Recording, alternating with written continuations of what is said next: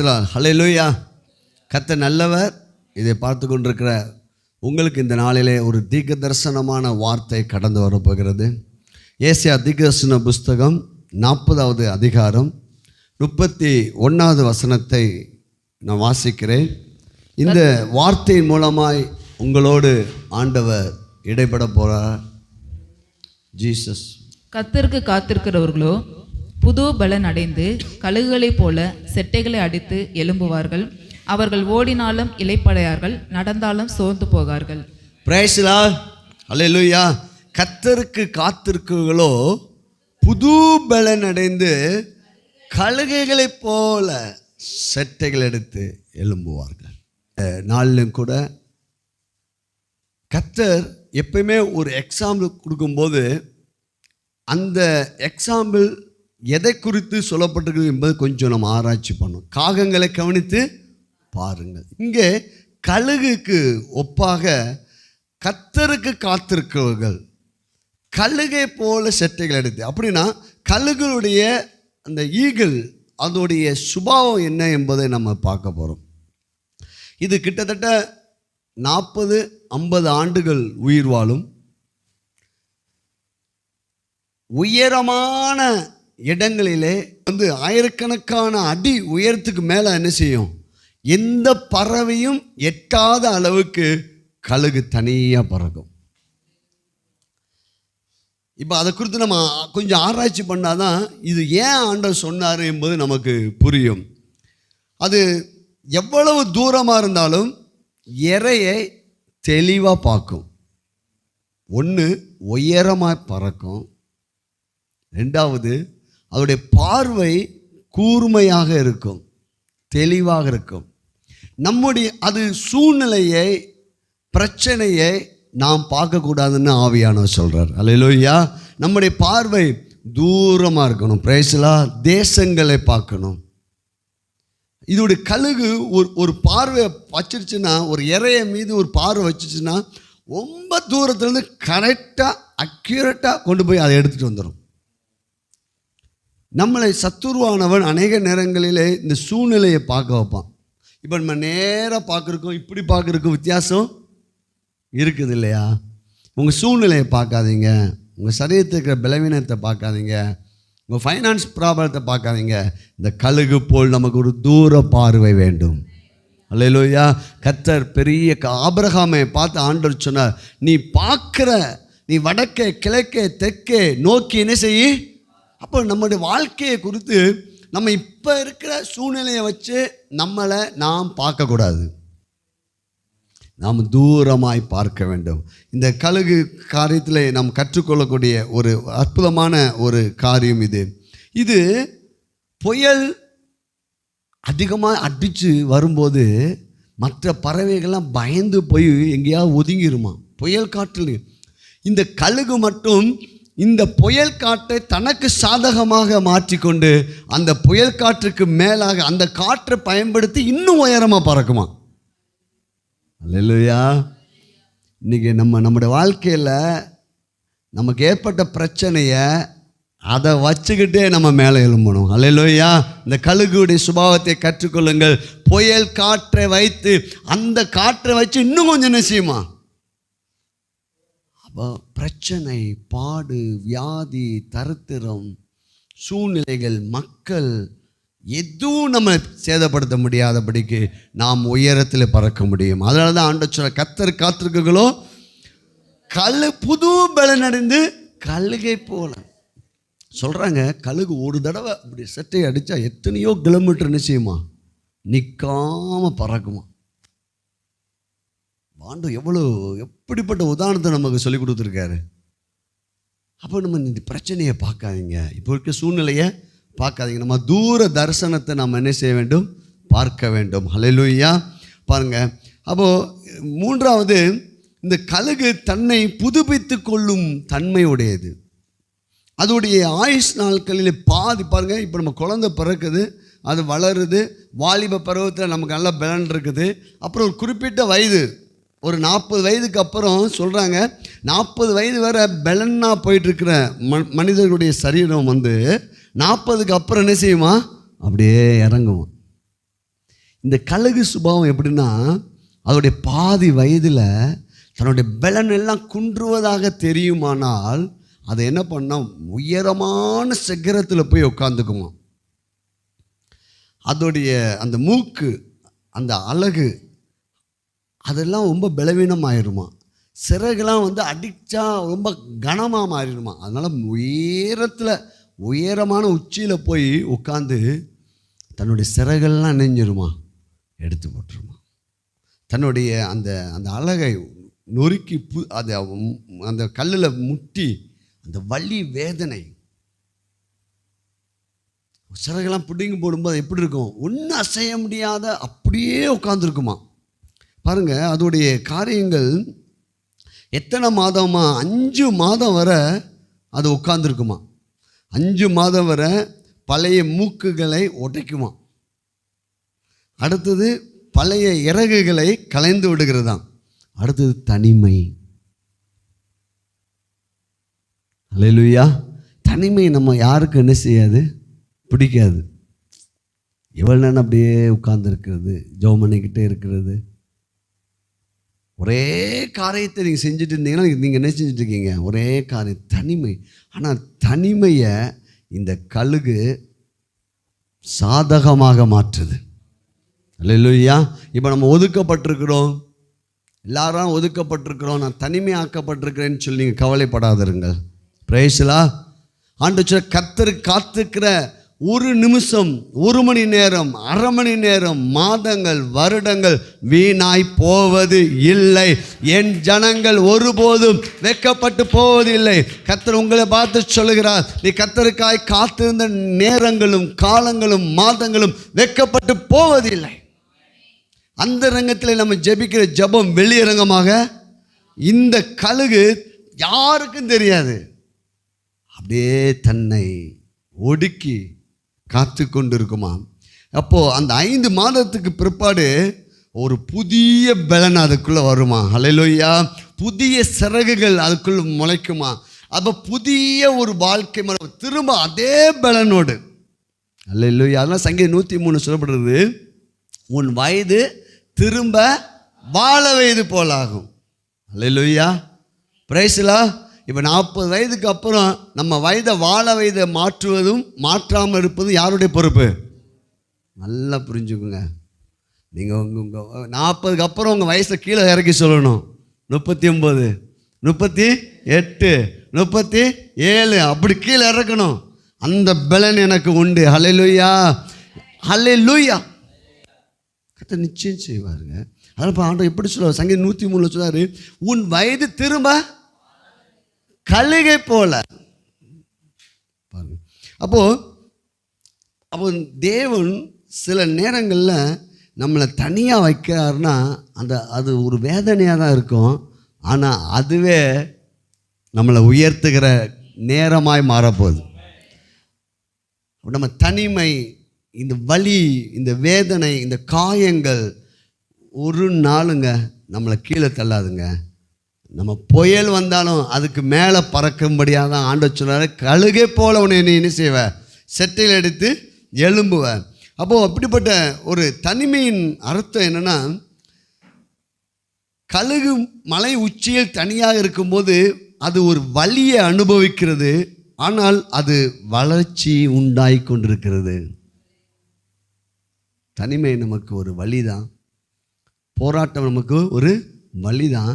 ஆனால் அந்த வலி கழுகுக்கு ஒரு வளர்ச்சியை கொடுத்தது போல் நமக்கும் நம்முடைய வாழ்க்கையில் ஏற்பட்ட எல்லா பிரச்சனைக்கும் நமக்கு ஒரு வளர்ச்சியை கொடுக்கிறது. அல்லேலூயா, பிரைஸ் காட். அவங்கள் சங்கீதம் 46:10 வாசிங்க. நீங்கள் அமர்ந்திருந்து நானே தேவன் என்று அறிந்து கொள்ளுங்கள். ஜாதிகளுக்குள்ளே அப்போ அமர்ந்திருந்து நானே தேவன் என்று அறிந்து கொள்ளுங்கள். இப்போ ஒரு சில காரியங்களை மாத்திரம் சொல்லி நான் முடிக்க போகிறேன். கவனிங்க. நம்ம தேவ சமூகத்தில் நம்ம காத்திருக்கிற அந்த நேரங்கள், நம்முடைய வாழ்க்கையில் சில காரியம் எதுவுமே மாற்றமே தோன்றலையே. நம்ம எவ்வளோ ஜெபிக்கிறோம், எவ்வளவோ துதிக்கிறோம், கர்த்தருக்காக கொடுக்குறேன், ஆனால் என்னோடய வாழ்க்கையில் நான் நினச்ச ஒரு பெரிய மாற்றம் இல்லை, எத்தனையோ ஆண்டுகள் போயிடுச்சுன்னு சொல்லி நீங்கள் வேதனையோடு கூட இருக்கலாம். இதில் நீங்கள் நன்றாய் புரிந்து கொள்ளுங்கள். நம்முடைய அமைதியின் காலங்கள் தேவன் நம்முடைய வாழ்க்கையில் உயர்த்துகிற காலம். அது பார்த்தீங்கன்னா ஆதியாகம புஸ்தகத்தில் 1:2 பார்க்கும்போது ஒழுங்கின்மை, வெறுமை, இருள் இருந்துச்சு. ஆவியானவர் அங்கே அசைவாடி கொண்டிருக்கிறார். அங்கே காலங்கள் தோன்றுவதற்கு முன்பு. அப்போ அந்த அமைதியாக இப்போ நம்ம அடிக்கடி சபையில் தனி ஜபத்தில் தேவ பிரசன்னத்தை நம்ம உணர்கிறோமா? ஆனால் காலம் என்ன, நம்முடைய சூழ்நிலை என்ன செய்யலை, இன்னும் மாறலை. அப்படி தான் பாங்க. இப்படி அசைவாடிட்டே இருந்தபோது அந்த காலங்களுக்குள்ளாக வரும்போது 3வது வசனத்தில் அந்த மிகப்பெரிய ஒரு செழிப்பு உண்டாகிறது. அல்லேலூயா. ஒரு அற்புதமான ஒரு சிருஷ்டிப்பு உண்டாகிறது. அப்போ தேவ பிரசன்னத்தில் நம்ம அதிக நேரம் காத்திருந்து அதிக நேரம் ஜெபிக்கும் போது நம்முடைய நேரங்கள் காலங்கள் வீணாய் போவது இல்லை. அதுக்கு பிற்பாடு நமக்கு ஒரு செழிப்பின் நாட்களை கர்த்தர் வைத்திருக்கிறார். இப்போ நான் உதாரணம் சொல்லும்போது உங்களுக்கு ஈஸியாக புரிஞ்சிடும். ஆபிரகாமை ஆண்டவர் அழைக்கும் போது 75 வயது. அவனுக்கு ஒரு குழந்தை கொடுப்பேன்னு ஆண்டவர் சொன்னார். எத்தனாவது வயதில் கொடுத்தாரு? 100 வயது. 25 ஆண்டுகள் அவன் காத்திருந்து கொண்டிருந்தான். அல்லேலூயா. அதுக்கு பிற்பாடு இந்த 25 ஆண்டுகளில் அவன் பட்ட வேதனையை, கண்ணீரை எல்லாம் துடைக்கும்படியாக மகிழ்ச்சி என்ற ஒரு ஈசாக்கை ஆண்டவர் கொடுத்துட்டார். அல்லேலூயா. இந்த 25 ஆண்டுகள் பட்ட வேதனை எல்லாம் மறந்து போயிடும். யாக்கோபுடைய வாழ்க்கையில அப்படிதான். 20 ஆண்டுகள் அவன் லாபான்கிட்ட போய் வேலை செய்கிறான். 20 ஆண்டு வரை அவன் கையில் ஒன்றுமே கிடைக்கல. ஆனால் அந்த காலங்கள் முடிஞ்ச உடனே அவனுக்கு 2 பரிவாரங்களுள்ள 2 ராஜாக்களுடைய சொத்துக்களை யாக்கோபுக்கு ஆண்டவர் கொடுக்குறார். அல்லேலூயா. யோசேப்புடைய காலம் பாருங்க. அவன் சிறு வாலிபனாக இருக்கும்போது ஆண்டவர் அவனோடு கனவு மூலமாக பேசிவிட்டார். ஆனால் சம்பவம் எல்லாம் எப்படி நடக்குது? எதிராக நடக்குது. ஆனால் சரியாக சில ஆண்டுகள் கழிந்த பிற்பாடு அவனுடைய வாழ்க்கையில் 30வது வயதில் அவன் மிகப்பெரிய பிரைம் மினிஸ்டராக மாறுகிறான். மோசே காலங்களை எடுத்துக்கொள்ளுங்கள். மோசே காலங்களில் 40 40 40 3 40ஆக பிரிக்கலாம். அவன் வாழ்ந்தது 120 ஆண்டுகள். முதல் 40 ஆண்டு அவன் பார்வோன் அரண்மனையில் வாழ்கிறான். அதுக்கு பிற்பாடு 40 ஆண்டு அவன் வனாந்தரத்தில் போய் இருக்கிறான். 40 ஆண்டு அவனுடைய அட்ரஸே யாருக்கும் தெரியாது. அவனுக்கு தெரிஞ்சதெல்லாம் ஆடு தான். வனாந்தரத்தில் தெரிஞ்சிட்டு இருக்கான். அப்போ ஆடுகள் மேய்ஞ்சிட்டே இருக்கான். திடீர்னு என்று அவனுடைய காலங்களை ஆண்டவர் மாற்றுகிறார். திரும்ப அவனை கொண்டு பார்வோனுக்கு முன்பாக நிப்பாட்டி 30 லட்சம் மக்களை வழிநடத்துகிற ஒரு லீடராக ஆண்டவர் மாற்றுகிறார். அல்லேலூயா. நம்முடைய நேரங்களும் நம்முடைய காலங்களும் தேவ சமூகத்தில் விசுவாசமாக நம்ம காத்திருக்கிற காலங்கள் ஒரு நாளும் வீணாய் போவது இல்லை. யோசுவா பாருங்க. யோசுவா மோசையோடு அசிஸ்டண்ட் ஊழியக்காரன் தான். அப்போ மோசே தேவனோடு பேசி கொண்டு இருப்பார். இங்கே இஸ்ரவேல் ஜனங்கள் மலைக்கு கீழே இருப்பாங்க. இவன் மலை அடிவாரத்தில் உட்கார்ந்துட்டே இருப்பான். காலங்கள் போனது. யோசுவாவை பற்றி ஒன்றுமே எழுதப்படலை. ஆனால் மோசையோடைய காலம் முடியும் போது ஆண்டவர் சொல்கிறாரு, உன் மேலே இருக்கிற ஆவியை நான் யார் மேலே வைக்க போகிறேன்? யோசுவா. அதுக்கப்புறம் மிகப்பெரிய லீடராக மாறுகிறான். இப்போ நம்ம மறைக்கப்பட்டிருக்கலாம். இதை பார்த்து கொண்டிருக்க உங்களுக்கும் கர்த்தருடைய ஆவியானவர் சொல்கிறேன், இப்போ உங்களுடைய வாழ்க்கை மறைக்கப்பட்டிருக்கலாம். ஆனால் உங்கள் வாழ்க்கையை கர்த்தர் வெளியே கொண்டு வர போகிறார். நீங்கள் கழுகை போல் செட்டைகளை எடுத்து எழும்ப போகிறீர்கள். Praise God. அல்லேலூயா. தாவீதுடைய காரியத்தை கூட நம்ம பார்க்கலாம். தாவீது அபிஷேகம் பண்ணப்பட்ட போது அவன் வாலிபன். எதுக்காக அபிஷேகம் பண்ணப்பட்டான்? ராஜாவாக தான் அபிஷேகம். ஆனால் அதுக்குரிய எந்த ஒரு சாத்தியக்கூறும் நடக்கலை. யுத்தங்களையும் போராட்டங்களையும் அவன் எதிரிகளையும் இப்படியே சந்திச்சிருந்தான். ஆனால் காலங்கள் கர்த்தர் தாவீதுக்காக வைத்திருந்த காலங்கள் முடிந்த உடனே அவனை யூதாவுக்கும் இஸ்ரவேல் தேசத்துக்கும் ராஜாவாக மாற்றினார். அல்லேலூயா. பாருங்க, ஆண்டவராகிய இயேசு கிறிஸ்து கன்னிகையின் வயிற்றில் இந்த பூமியில் பிறந்து ஒரு சாதாரண ஒரு குடிமகன் போல ஒரு குடும்பத்தில் இருக்கிற அவருக்கு தெரியும். 12வது வயதில் அவர் தேவ ஆலயத்தில் பேசினதாக 1 வரி 2 வரி தான் எழுதப்பட்டிருக்கிறது. தேவனுடைய வார்த்தையை குறித்து என்ன செய்து கொண்டிருக்கிறார்? பேச. அதுக்கு பிற்பாடு இயேசு கிறிஸ்துவை குறித்தும் 30 வயது வரை ஒன்றுமே எழுதப்படவில்லை. அமைதியாக ஒரு சாதாரண யாரு? தேவகுமாரன், பரிசுத்த ஆவியினாலே பிறந்தவர். 30 ஆண்டு வரை அவர் தன்னை வெளிப்படுத்தவே இல்லை. அந்த 30 ஆண்டுகள் முடிந்த போது கிறிஸ்து வெளிப்பட்டார். 3 ஆண்டுல கலக்கினார். அல்லேலூயா. சீசர்கள் கூட இயேசுவோடு 3 ஆண்டுகள் இருந்தார்கள். அவங்கள பற்றி பெரிய இது என்ன செய்யலை. அப்போ மேல் வீட்டாரில் காத்திருந்தாங்க. கர்த்தர் அவங்கள வெளியே கொண்டு வந்தார். அல்லேலூயா. இந்த நாளில் கூட உங்களுடைய காலங்களும் நேரங்களும் ஒரு நாளும் வீணாய் போவது இல்லை. கர்த்தர் காத்திருக்கங்களோ புது பலன் அடைந்து கழுகை போல் சட்டை எடுத்து என்ன செய்வாங்க? எழும்புவார்கள். நம் தேவ சமூகத்தை எழுந்து நின்று கர்த்தரை நோக்கி நம்ம ஸ்தோத்திரம் பண்ண போகிறோம். அல்லேலூயா. நன்றி ஆண்டவரே, ஒரு புது பலன் எங்களுக்கு நீ கொடுக்க வல்லவராக இருக்கிறேன். கழுகை போல உயர்ந்து பரப்பாய் தேவன் உன்னை புதுப்பிக்கிறார். ஹல்லேலூயா. Glory to Jesus. ரேகா பாலாபா ஷாதா ராபா ராக்கலா ஓ ரேனி மாராபா லிஷா காலாபா ராபாலா ஓ ரேனி மாராபா ஷக்கலா பாலா பாலா பாலா. ஆண்டவருக்காக நீங்கள் நேரத்தை ஒதுக்குங்கள். ஆண்டவருக்காக நீங்கள் காத்திருங்கள். தேவனோடு நேரத்தை செலவழிங்க. ஒரு நாளும் உங்கள் நேரம் வீணாய் போவது இல்லை. உங்கள் நேரம் வீணாய் போவது இல்லை.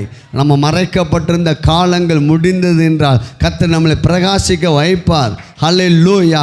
கர்த்தர் ரபா ஷாக்கலபியை பார்த்து கொண்டிருக்கிற உங்களுக்கு நான் தீர்க்க தரிசனமாக சொல்கிறேன். கர்த்தர் உங்களை வெளியே கொண்டு வருவார். உங்கள் பேரை பெருமைப்படுத்துவார். நீ ஆசீர்வாதமாக இருப்பாய். ஓ புது பலன் உங்களை ஆளுகை செய்து கொண்டிருக்கிறது.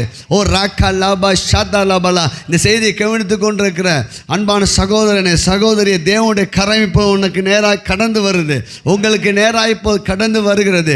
தேவனுடைய வல்லமை வெளிப்படுகிறது.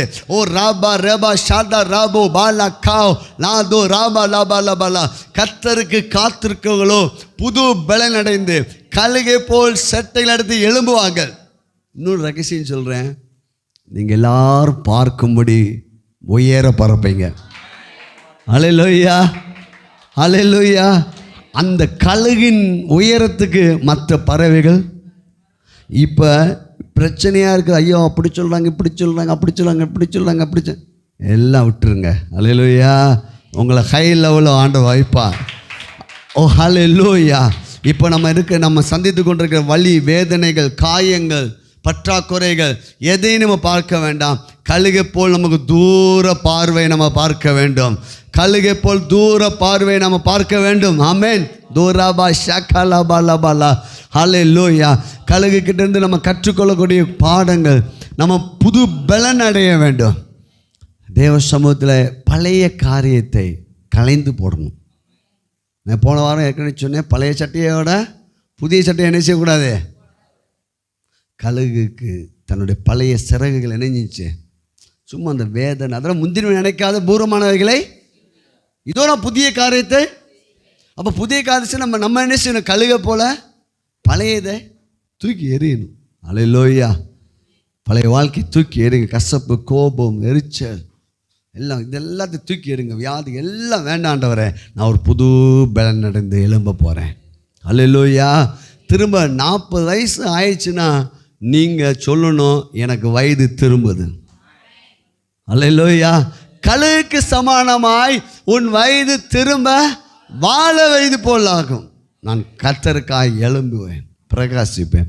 ஆண்டவரே உம்மை துதிக்கிறேன். ரேகா மாஷா தோரா பாலா பாலா. ஆண்டவரே உமக்கு நன்றி ஆண்டவரே. அப்போ அவனுடைய கிருபைக்கு நன்றி. இதை பார்த்து கொண்டிருக்கிறவருக்கு ஒவ்வொருவருக்கா நான் ஜெபிக்கிறேன். தேவனுடைய வல்லமை ஆண்டவர் இயேசுவின் நாமத்தில் இந்த வார்த்தை மூலமாக தீர்க்க தரிசனமாய் கடந்து வரட்டும். இப்போது பரிசுத்த ஆவியான சொல்ல அநேகருடைய சோர்வுகளை ஆண்டவர் நீக்கிறார். மன காயங்களை நீக்கிறார். மனவேதனைகள் நீக்கிறார். இயேசுவின் நாமத்தில் ரேபா ஹாலாபா ராபாலா ஓ ரேகா லாதோ ராபா ரேபே நாமா லபா ஷதா ராபா லபா லபாலா ஓ ரேகா லாதோ ரபா பாபா பாபா பாபாலா. ஒரு புது பலன் எத்தனை பேத்துக்கு வேணும்? உங்கள் வலது கருத்தை உயர்த்தி, ஆண்டவரே ஒரு புதிய அபிஷேகம் எனக்கு வேணும் ஆண்டவரே. நான் இந்த சோர்ந்து போகிற நபராக நான் இருக்கக்கூடாது. நான் உங்களுக்காக ஜெபிக்கிற மகனாக, வேதத்தை வாசிக்கிறவனாக கர்த்தருடைய சமூகத்தில் காத்திருந்து நான் பறக்கணும் ஆண்டவரே. நீங்கள் எனக்கு கழுகை போல்னு சொல்லி கொடுத்துருக்கீங்க. அந்த கழுகை போல் நான் உயரத்தில் பறக்கணும். என்னை ஆசீர்வதிங்க, என்னை உம்முடைய அபிஷேகத்தால் நிரப்புங்க. ஓ ராகா லாபா தாரபா ரபா லபா லபாலா. ஓ ரபா ரபா ரபே லபா ஷகல பாபா பாபா பாபா பாபாலா. ஓ ரபா ரபே கபா பாபா பாபா பாபாலா. ஓ ரபே ரபா ரபா ரபா ஷபா பாபா பாபாலா. ஓ ராகா லாதோ ரபா ரிகா பாபா பாபா பாபாலா.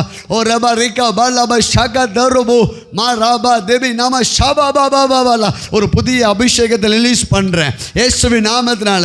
இப்போது ஒரு புது பலன், எல்லா பலவீன கட்டுகளும் உங்களை விட்டு விலகி ஓடுகிறது, சோர்வுகள் விலகி ஓடுகிறது, மன சஞ்சலங்கள் விலகி ஓடுகிறது. ஒரு அபிஷேகத்தை நான் பார்க்கிறேன். ஆண்டவர் இந்த நாளில் இங்கே வந்திருக்கிற உங்களுக்கும், இதை பார்த்து கொண்டிருக்கிற உங்களுக்கும் ஆண்டவர் ஒரு போர்வையை அப்படியே போர்த்துறார். அந்த போர்வை மகிழ்ச்சியின் போர்வையாம். அநேக பேர் நீங்கள் துக்கத்தோடு வந்திருக்கீங்க. இதை பார்த்து கொண்டிருக்கிற உங்களுடைய வாழ்க்கையிலும் கூட அநேக துக்கங்கள் இருக்குது.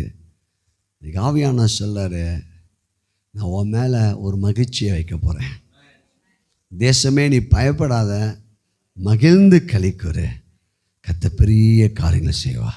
இம்மட்டுமாய் நீங்கள் கர்த்தரை உறுதியாய் பிடித்து கொண்ட உங்களை பார்த்து ஆண்டவர் சொல்கிறார், நீ அந்தரங்கத்தில் நீ ஜெபித்த நாட்களுக்கு நான் வெளியரங்கமாய் பலன் கொடுப்பேன். Touch the Holy Spirit. ஆண்டோடைய பிரசன்னம் அந்த இடத்துல இறங்கி கொண்டிருக்கிறது. கர்த்தருடைய வல்லமை அந்த இடத்துல இறங்கி கொண்டிருக்கிறது. ஓ ராபா ரேபி நாம ஷகலாபா ராபா லாபா லாபாலா. ஓ ராகா லாதோ ரிபா ரிபா ரிபி ஷபா பாபா பாபா பாபா பாபா பாலா. இயேசுவின் நாமத்தினால ஒரு காரியத்தை நான் பார்க்கிறேன். இடுப்பு பகுதியிலே ஒரு போர் வீரனுக்கு பெல்ட் எவ்வளவு முக்கியமோ அது போல ஒரு ஸ்ட்ரென்த்து பண்ணுறார் ஆண்டவர் ஜீசஸ். ஒரு ஸ்ட்ரென்த்து இடுப்பு பகுதியில் ஒரு பெல்ட்டு போட்ட உடனே ஒரு இராணுவ வீரனோ போலீஸ் அதிகாரியோ தைரியமாக நிற்கிறது போல் அநேகருக்கு அந்த பலவீனம் விலகி ஓடுது, நிமிர்ந்து நிற்க வைக்கிறாரு. Jesus power touch Holy Spirit. உன்னை பலத்தால் இடை கட்டுவேன்.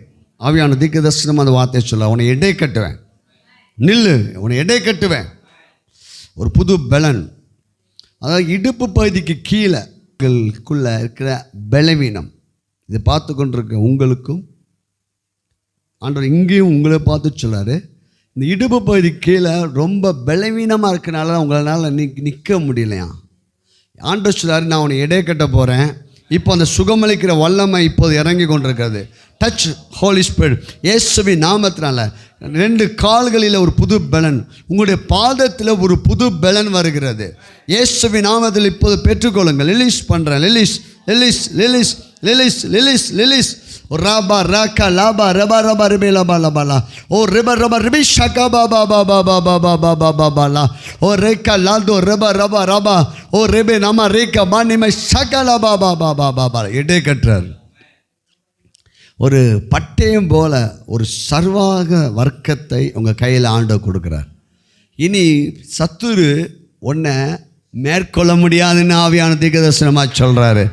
உன் பலவீனத்தை அவன் கொண்டு வர முடியாது, வியாதியை கொண்டு வர முடியாது, சண்டை சச்சரவை கொண்டு வர முடியாது. நீ சத்துருவை மேற்கொள்வாய், நீ மேற்கொள்வாய். ரேபா ராக். கர்த்தருடைய வல்லமை இப்போது இறங்கி வருகிறது. கர்த்தருடைய வல்லமை இறங்கி வருகிறது. கர்த்தருடைய வல்லமை இப்போது இறங்கி வருகிறது. ஒரு விடுதலையின் அபிஷேகம் இறங்கி வருகிறது. எல்லா கட்டுகள் உடைக்கப்படுகிறது நான் பார்க்குறேன். இயேசுவின் நாமத்தை ராபா ரேக்கா லா. கர்த்தருக்கு காத்திருக்கீங்களோ புது பலனடைந்து கழுகை போல் சட்டில் எடுத்து எழும்புவீர்கள். இந்த மாதத்துடைய கடைசி பகுதியில் ஆண்டவர் தீர்க்கதரிசனமாக சொல்ல, நீ எழும்ப போகிற, நீ எழும்ப போகிற, நீ எழும்பி பிரகாசிக்க போகிற. கர்த்தருடைய கரம் உங்கள் மேலே இருக்கிறது.